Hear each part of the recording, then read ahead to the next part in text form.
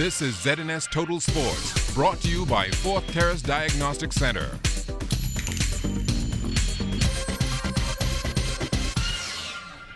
Welcome to sports, everybody. I'm Chris Saunders. The World Baseball Classic's Brooklyn qualifier closed out last night in New York. Team Great Britain, featuring 9 Bahamian players, faced off against Israel.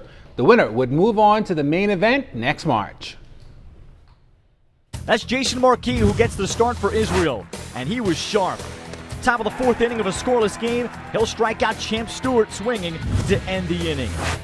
Bottom of the 5th, now some hitting. Ali Knowles pitching for Great Britain. Blake Galen with a man on. 2-run home run to right.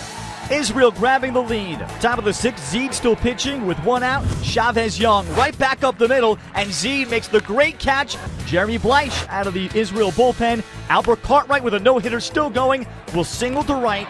He'll reach second base on the error. Great Britain finally gets the 0 off the scoreboard in the 6-0 game. To the 9th inning we go. 1st and 2nd, 2 down. Dean Kramer out of the Israel bullpen. He'll get Chris Brissett to ground out, and Israel becomes the 16th and final team to get into the 2017 World Baseball Classic. They advance to Pool B with the victory over Great Britain in Brooklyn.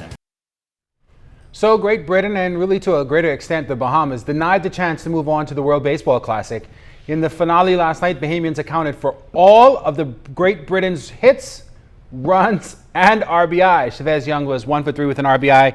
Albert Cartwright also 1 for 3 with 1 run scored. Rashad Monroe was perfect, 1 for 1 off the bench, while Todd Isaacs had the only other hit, going 1 for 4. Our Golden Knights may have been dethroned in Rio, but accolades continue for the 2012 Olympic champions in the men's 4x4 relay.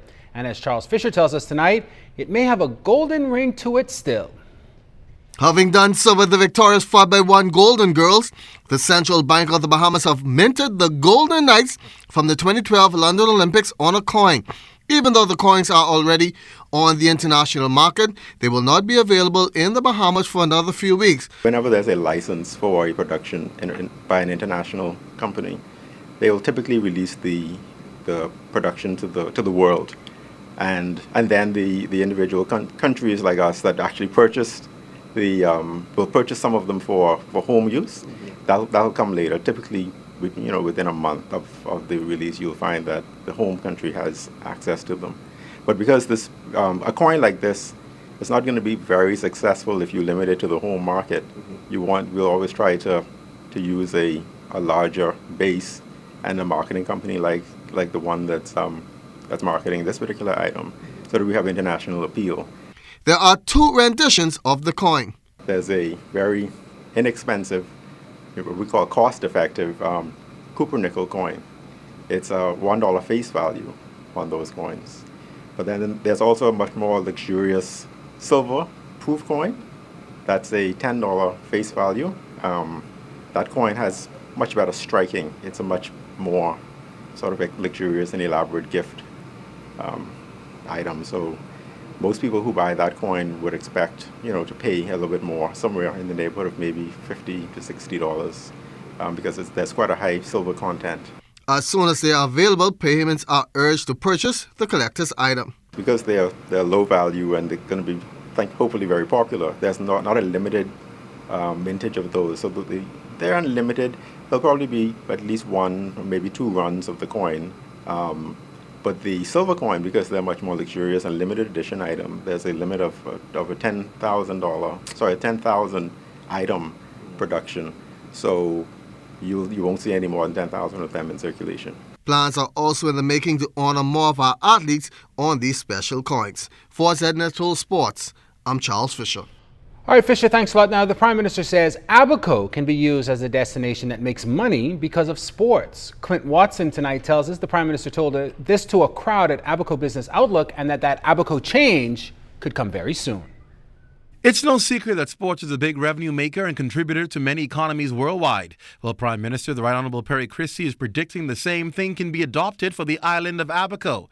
He recently told the business community there that our Caribbean neighbours have proven that it can work if given the right model. You imagine with the right pitch here in Abaco, what you can get? Because you've already produced the best softball team in the country. Looking to the 2020 Olympics, Prime Minister Christie says softball will be added, and there's no reason the Bahamas can't record great success in a number of events. There's a 6'6" pitcher. By the time he takes his stride, he's almost on top of you on the plate. But the point I'm making is you're now earning money from it. And there is no doubt, given our history, always rated per capita the strongest in the Olympics because of our size, what we can do and the revenue that can come back. He told the business community not to take lightly the need for sporting facilities on the island. Not just for the development now of your athletes, but also you're going to attract off-season athletes to come here to train. There'll be swimmers who want to come to Abaco, or Grand Bahama, or Exuma if they have it, the facilities, or Andros. And they will come because they can year-round come at any time and train in peace and discipline, etc. For ZNS Total Sports, I'm Clint Watson.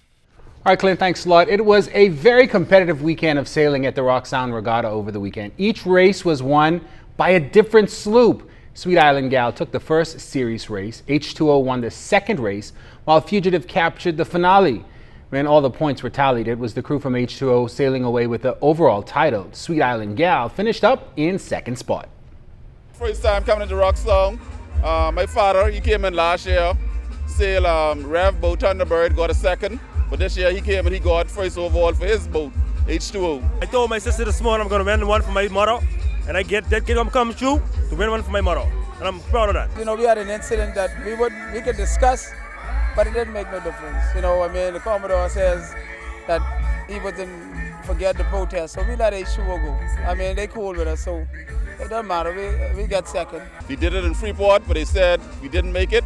So I told all the guys in the chat, look here, man, we're gonna come to Rock Sound, and we're gonna just take this one just to show those guys that H2O is the best of the best, and I should be there. I really want to get in the best of the best to shut up Stefan nose up. He's making a lot of noise in the market. I tell him H2O come to take it all the best of the best. So Commodore of the Long Island Regatta, Chester Fox, was actually brought in to coordinate the races at that regatta. And the growing stages, but I see a little improvement from the last time I was here, and I guess as long as they keep at it and with the right direction and guidance, they'll be fine. Well, the New Providence Volleyball Association in action yesterday at the D.W. Davis Gym. Kelsey Johnson has the highlights.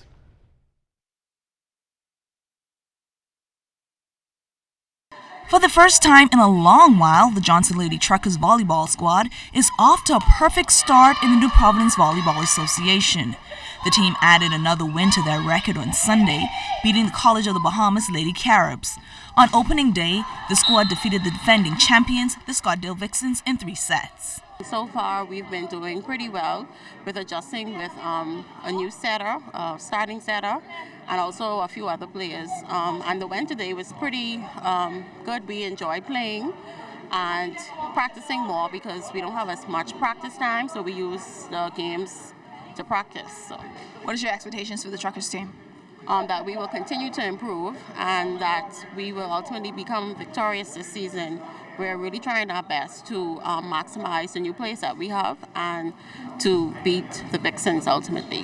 What will it take to emerge as champions of the league? Playing consistently and also defense. We need to be a little bit more aggressive on defense and not allowing any balls to drop.